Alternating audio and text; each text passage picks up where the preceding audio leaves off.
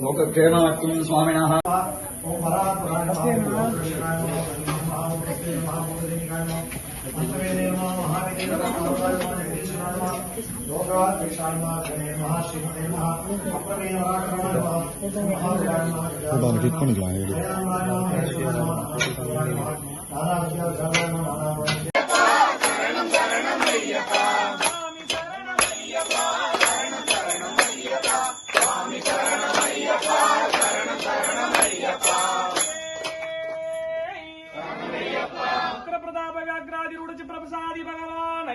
स्वामी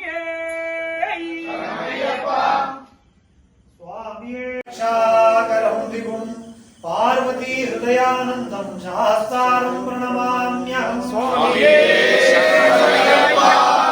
पूज्यं विश्ववन्द्यं विष्णुशम्भो प्रियं सुतं क्षिप्रप्रसादनिरतं शास्तारं प्रणमाम्यहं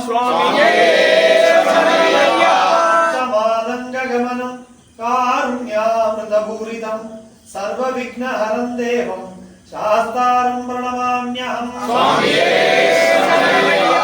अस्मत्कुलेश्वरं देवम् अस्मच्छत्रुविनाशनम् अस्मदिष्टप्रदातारं शास्तारं प्रणमाम्यहं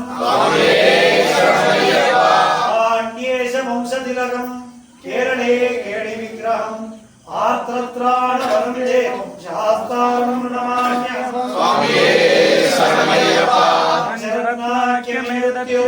नित्यं शुद्धपठेन तस्य प्रसन्नो भगवान् शास्त्रार्थमानसे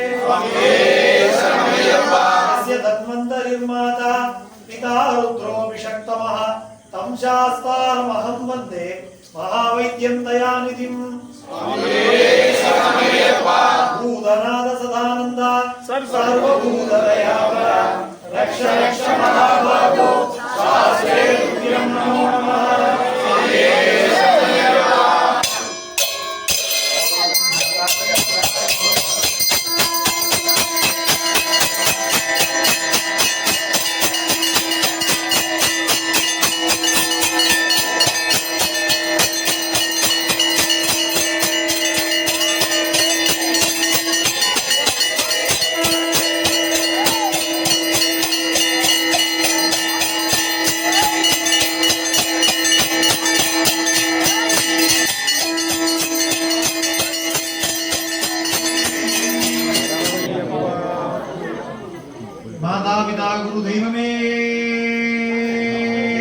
शरणमय्यप्पा शरणमय्यप्पा शरणमय्यप्पा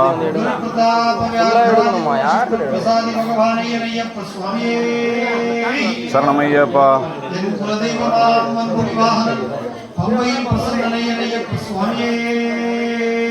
शरणमय्यप्पा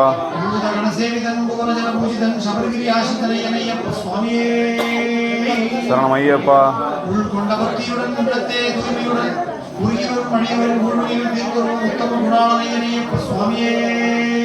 சரணமையப்பா. கொஞ்சம் ஏற்ற முடியுமா? வீட்டில் இருக்கிற மனைவிமார்கள் என்னைக்கு நாள் என்னன்னா எப்படா தீபாவளி மாசம் வரும் அவங்க நம்ம மாதிரி ஒருத்தர் வைத்தியங்கள் மட்டும் எப்படா கார்த்திகை மாசம் உட்காந்து வரும் எப்போ மாலை போடுவோம் நம்ம என்ன ஆரம்பிப்போம். ஒரு சில பேர் கார்த்திகை மாசம் உட்காந்து காத்தாலும் ஞாபகமே வருது, ஓ முன்னாடி ஆயிடுச்சு மாலை போடணுமோ அப்படிங்கிறது. அப்படி இல்லாமல் அந்த ஐயப்பன் மேலோட பக்தி அப்படிங்கிறது 365 நாளும் 24 மணி நேரமும் மனசுக்குள்ள நினைத்திருக்கணும். அதுதான் உண்மையான பக்தி அப்படிங்கிறது. கார்த்திகை மாசம் மாலை போடுறோம், விரதம் இருக்கோங்கிறது வேற, ஆனா ஏதோ இடத்துல பக்தி செலுத்துறது அப்படிங்கிறது வேற. அதுதான் கோயிலாம் கட்டி வச்சிருக்கு. கோயில் ஊரில் குடியிருக்க வேண்டாம்னு சொன்னாங்க இல்லையா? எத்தனையோ தெய்வங்கள் இருக்கு. நம்முடைய மதத்துல பெரிய ஒரு விசேஷம் என்ன அப்படின்னா, நமக்கு எப்படி இறைவனை வழிபடுறதுக்கு பிடிக்குமோ அப்படி இறைவனை வழிபடக்கூடிய சுதந்திரம் கொடுத்துருக்கக்கூடிய ஒரே மதம் நம்முடைய மதம் தான். மிச்ச மதம் மாதிரி கிடையாது. மிச்ச மதங்களை பிடிச்சாலும் பிடிக்காட்டியும் ஒரு சாமி தான், பிடிச்சாலும் பிடிக்காட்டியும் ஒரே மதனை வழிபடுறது நம்ம புரியல. அதனால எனக்கு நிறைய மதங்களை பூஜை பண்ணணும், பண்ணு தாராளமா பண்ணணும். இல்லை எனக்கு பாட்டு பாடணும், மழை பாடம் தான் எனக்கு பிடிக்கும். மழை பாடு நான் மரணம் சொல்லணும், எனக்கு சரணை பூஜை பண்ண தான் பிடிக்கும். சரணம் சொல்லு இல்லை, அதெல்லாம் இல்லை. நான் கோயில் போய் பகவானை பார்த்துட்டே இருப்பேன், பண்ணு. இல்லை கண்ட கூட தியானம் பண்ணுவேன், பண்ணு. எனக்கு இதெல்லாம் வராது, சர்வீஸ் பண்ணணும், பண்ணு. அன்னதானம் பண்ணுவேன், பண்ணு. உன்னுடைய மனது எப்படி இறைவனை நாடுகிறதோ அப்படியே பக்தி செலுத்தக்கூடிய சுதந்திரத்தை கொடுத்துருக்கக்கூடிய ஒரே மதம் நம்முடைய மதம் தான். என்ன ஒரே விஷயம் தெளிவாக இருக்கணும், இந்த நோக்கம் இறைவனாக இருக்கணும். அவ்வளவுதான். எதுக்காக நம்ம போறோம் அப்படிங்கிறது தெரியும். சபரிமலை எல்லாரும் மாலை போடுறோம், நானும் மாலை போடுறேன் போகணுமா? எதுக்காக சபரிமலைக்கு போறோம் அப்படிங்கிறது தெரியணும். ஏன் சபரிமலைக்கு போறோம்? இத்தனை தீபங்கள் இருந்தாலும் ஐயப்பனுக்கு ஏற்பட சிறப்பு, இத்தனை கோயில் இருந்தாலும் சபரிமலைக்கு ஏற்பட சிறப்பு தெரியும் இல்லையா? அப்படிங்கிற மாத பூமியில எவ்வளவு கோயில் இருக்கு யாருக்குமே தெரியாது. அவ்வளவு கோடிக்கணக்கான கோயில் இருக்கு. நம்ம முதல்ல கோயில் ஊருக்கு குடியிருக்க வேண்டாம். ஒரு ஊர் எடுத்தோம்னா ஊர்ல 4 சிவாலயம் இருக்கு, ஒரு பிள்ளையார் இருக்கா, ஒரு பெருமாள் கோயில் இருக்கு, இத்தனை இருக்கு. ஒரு கிராமத்திற்கு அப்புறம் கிராமத்தில் ஒரு மாரியம்மன் கோயில் இருக்கு, காவலியம்மன் கோயில் இருக்கு, இத்தனை இருக்கு. இவ்வளவு கோயில் இருந்தும் சபரிமலை ஆலயத்துக்கு ஏன் சிறப்பு? இவ்வளவு தெய்வங்கள் இருந்தும் ஐயப்பனுக்கு ஏன் சிறப்பு?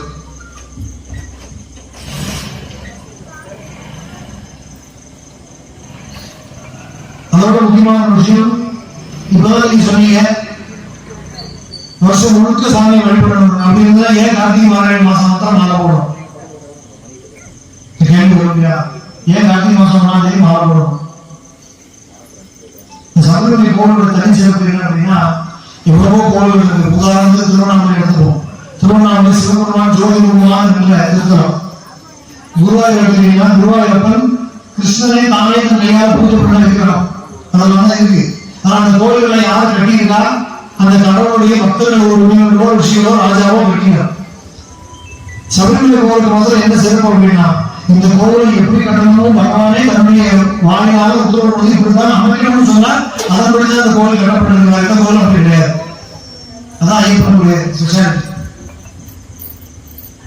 ஐயப்பன் கதை உங்களுக்கு தெரியும். நாயகன் சொல்லுவாங்கன்னா குழந்தையாக பகவான் வந்து பம்பையாற்றின் கடையில் கிடைக்கிறார். கிடைத்த அந்த குழந்தையை யாருக்கு தெரியாத அந்த ராஜா நரசேகர பாண்டி என்று சொல்லக்கூடிய அரசனுக்கு வளர்ந்து வர்றார்.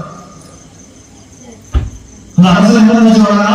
காட்டில் ஒரு குழந்தை கிடைச்சிருக்கு, நமக்கு பிள்ளை காத்தனால இறைவனே அந்த குழந்தையை கொடுத்துருக்காரு நினைச்சு வளர்ந்து வர்றார்.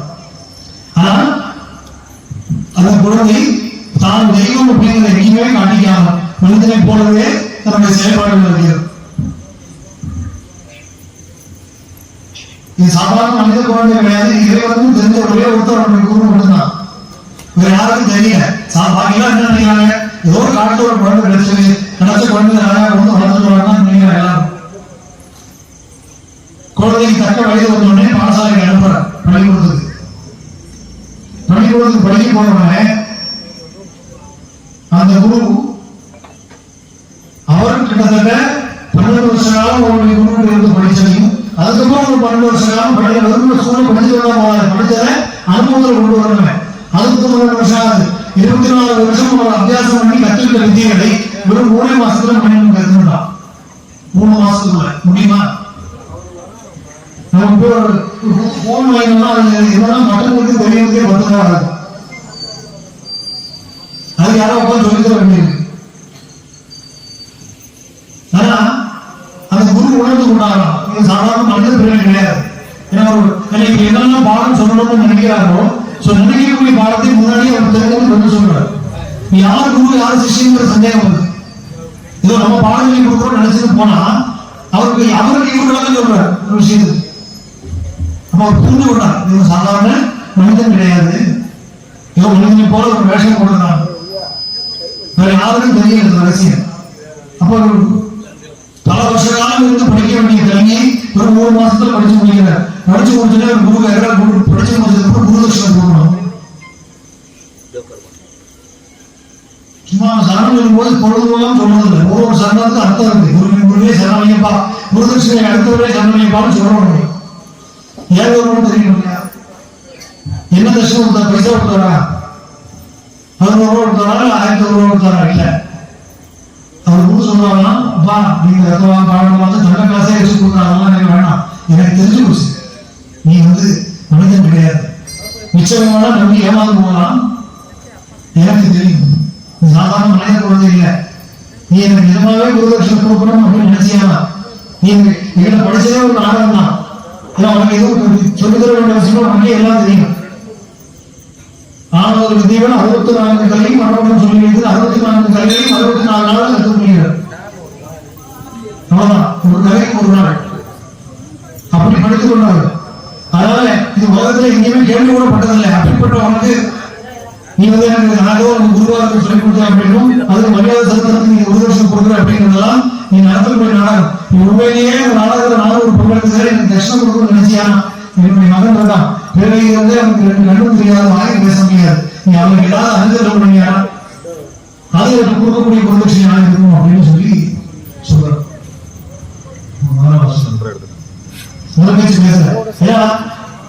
எந்த இடத்துல வேணா நம்முடைய ஆணவத்தை காட்டலாம். குரு இடத்துல ஒரு ஆணவத்தை காட்ட நம்ம அழிஞ்சு வருது. சபரிமலை ஆதரவுடைய சத்துவமே அதுதான். அதனாலதான் நீ யார் வேணா மாலை போட்டு வரலாம்னு சொல்லல, குருசாமியோட தான் சபரிமலை வரணும்னு சொல்லுது. நீங்க ஒன்றும் சொல்லிமா இருக்க, எல்லா இடத்தையும் பஸ் விட்டுருக்கான், ஏதாவது கோயிலுக்கு போனீங்கன்னா மாலை போட்டுருக்கான், கோயிலுக்கு போனீங்கன்னா அவனுக்கு சொல்லி கொடுத்துருக்கான். இது குருசாமி இல்லாமல் சபரிமலைக்கு போனா என்ன ஆகும் அப்படிங்கிறது பல சம்பவங்கள் இருக்கு. என்ன ஒரு கொஞ்ச நாளைக்கு முன்னாடி பேசிட்டு இருந்தேன், 4-5 நாளைக்கு முன்னாடி சொன்னார். ஒரு குருசாமி உட்கார்ந்து அவன் சபரிமலையில ஒருத்தன் வந்து கேட்கறான், அவருக்கே சாமி தீப்பட்டிதான் கோபம் வந்துச்சு, அசாத்தியமான கோபம். இப்ப சபரிமலைக்கு நீ எதுக்கு கேள்வி கேட்கிற எனக்கு தெரியும், அது எங்கிட்ட கேட்கிற வந்து யார் உனக்கு குருசாமி, உன்னை கூப்பிட்டு வந்து குருசாமி யார் சொன்னாங்க. குருசாமிலாம் கிடையாது, அது எதுவும் சாமி நமக்கு நடுவில் ஒரு ஆள், அதெல்லாம் குருசாமி அவசியம் இல்லை. குருசாமி எப்படிப்பா சபரிமலைக்கு வந்த 3 பேர் வந்துருக்காங்க. அவன் சொன்னானா இப்படிதான் எங்க ஊருக்கு நிறைய பேர் ஏமாத்தி மிரட்டினாங்க, குருசாமி எல்லாம் சபரிமலைக்கு போகக்கூடாது அப்படின்னு. போனா என்ன ஆகும் காட்டுறதுக்காக நான் சபரிமலைக்கு வந்தேன். சரிப்பா என்ன பண்ணுறதுக்கு என்ன முடியாது சொல்லிட்டாரு. அவர் ஊருக்கு விட்டாரு, அவருக்கு மாமன் போயிடுச்சு. சமூகம் அடுத்த வருஷம் அடுத்த பரவாயில்ல அடுத்த ஜோதிக்கு மலைக்கு வராங்க. இதுல ஒருத்தன் வந்து நமஸ்காரம் பண்ணலாம், இதுல குருசாமி எனக்கு விபூதி சொல்லுங்க, நீ எங்கேயோ பார்த்த மாதிரி இருக்கு, கரெக்டா சொல்லுங்க எங்க பார்த்துருக்கேன். போன வருஷம் வந்து நமஸ்காரம் பண்ணு, நமஸ்காரம் பண்ணி நீ போன வருஷம் வேற இடத்துல கேட்டேன். அவன் கூட 2 பேர் வந்தாங்க. என்ன குருசாமி மலைக்கு வந்தா என்ன ஆகும் சொல்லி காட்டுறதுக்கு சவால் விட்டு வந்தோம். பண்ணக்கூடாத காரியங்கள்லாம் பண்ணோம். ஒருத்தர் இங்கிருந்து திரும்பி போய் 10 நாளே ஒரு ஆக்சிடென்ட்ல அவன் போயிட்டான். இன்னொருத்தன் காமர்ஸ் ஆஸ்பத்திரியில நான் வாழ்க்கையில உயிரோட மட்டும்தான் இருக்கேன், அத்தனை கஷ்டங்களை அனுபவிச்சிருக்கேன். நிஜமா நடந்த சம்பவம். பயமுறுத்துறதுக்காக நினைக்காதீங்க. சபரிமலை யாத்திரையை எப்படி மேற்கொள்ளணுமோ அப்படி மேற்கொண்டால் அதுக்குண்டான பலன் நமக்கு கிடைக்கும். நம்ம கஷ்டப்பட்டு ஒரு நம்ம யாரும் விடுதணும் இல்லையா, யாரும் சந்தோஷமா இருக்கணுங்கிறதுக்காக இது பண்றது. சபரிமலை யாத்திரை கஷ்டம் தெரிஞ்சுதான் மாற போடுறோம். எல்லாரும் எல்லாருமே தெரியுங்க. நமக்கு வந்து இவ்வளவு காரணம் இருக்கு, இவ்வளவு வசதி வாய்ப்புகள் இருக்கு, வேளாண்மை சாப்பாடு இருக்குது. டெய்லி தான் வெளியே வந்தோம்னா ஷேவ் பண்றோம், தலையிலுக்கு இப்போ பவுடர் பதிலாக எண்ணெயெல்லாம் போட்டுக்கிறோம், கலர் கலர் ட்ரெஸ் போடணும், சட்டை போடணும், சரியில்லை தூக்கி போட்டு வேற சட்டை போடணும், செம்படிச்சுக்கலாம் பவுடர் போடணும். நூற்றுக்கு லேடிஸ் எல்லாம் சொல்லுவாங்க, பொம்பளை வீட்டு வேலைதான் பண்ணணும் அப்படிங்கிற லைன் பண்ணிட்டு இருக்காங்க. இத்தனையும் சொல்ல முடியாது. நான் ஓட்டம் நீங்க உங்களுக்கு அந்த பிரச்சனையே கிடையாது, சேவ் பண்ண முடியாது. ஒரே கலர் ட்ரெஸ் தான், நினைச்சு நினைச்சு மாற்றத்துக்கு இல்லை. அதே கரும்பு வெட்டி எண்ணெய் வெட்டிதான். நிறைய என்ன வைக்கிறோம், நாய்க்குள்ள அலங்காரம் பண்றதும் கிடையாது.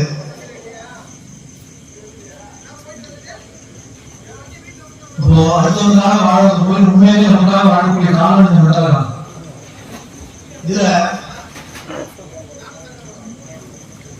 யாத்திரை கஷ்டமானது, சபரிமலை யாத்திரை சுலபமானது இல்லை. இப்ப நீங்க எவ்வளவோ பரவாயில்ல, நீங்களும் சபரிமலையில பல விஷயங்கள் ஈஸியா கிடைக்கும். பல பேர் டூர் மாதிரி தான் போயிட்டு வராங்க.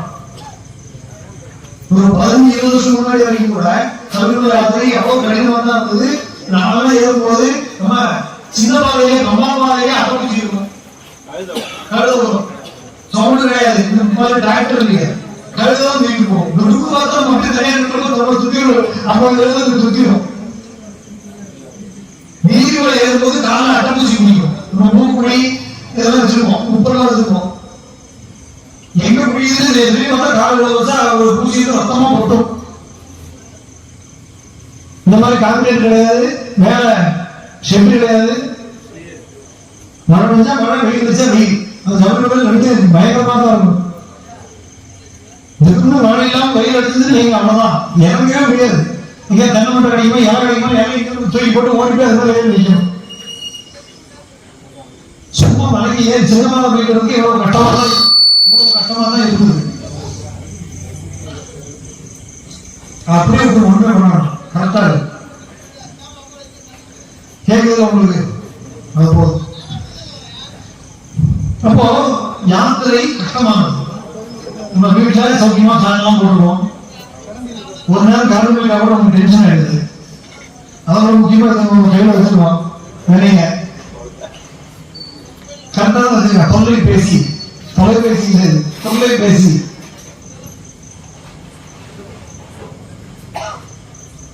அத்தனையும் தாண்டி கஷ்டத்தை தெரிஞ்ச ஏற்கனவே அங்க போனோம்னா இந்த மாதிரி வெறும் மனதாக தான் இருக்கும். பெரிய இவங்க பெட் போட்டிருக்காங்க, ஏசி போட்டுருக்காங்க, ஃபேன் போட்டுருக்காங்க, ஒன்றும் கிடையாது.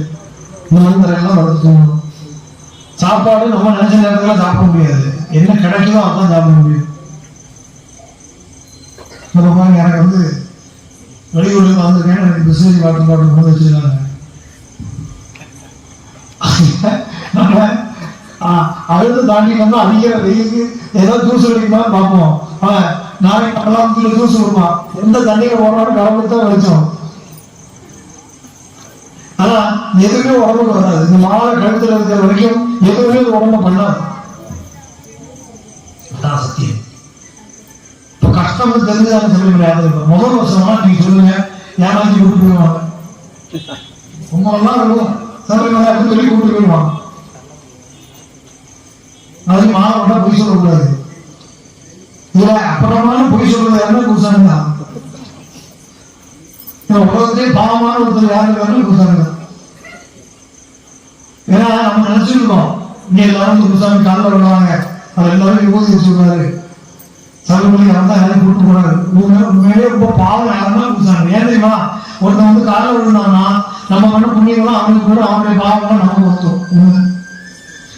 ரெண்டாவது, ஒரு குருசாமி எந்த குருசாமி வேணாலும் கேட்டுப்பாங்க, இவரு அவரும் கிடையாது. குருசாமி ஒரு போஸ்டர் ஒருத்தர் இருக்காங்க, அவர் மண்டபோடு என்ன இருக்குன்னா 12 பேர் வந்தாங்க, எல்லாரும் வந்து சேர்ந்தானா, ரூமுக்கு போயிட்டானா, சாப்பிட்டானா, சரியானபடி தூங்கினானா, இவனுக்கு தரிசனம் கிடைச்சா, நீங்க போய் தேங்காய் கொடுத்தாச்சு. இதுதான் நீங்க சாமி எல்லாம் பாத்தீங்கன்னா கண்டிப்பா இல்லை. மிச்சம் எல்லாம் சொல்லுவாங்க, 10 தடவை பார்த்தேன், 15 தடவை பார்த்தேன், குருசாமி ஏதோ போயிட்டு இருக்க ரைட், ஓகே, இதுதான் குருசாமி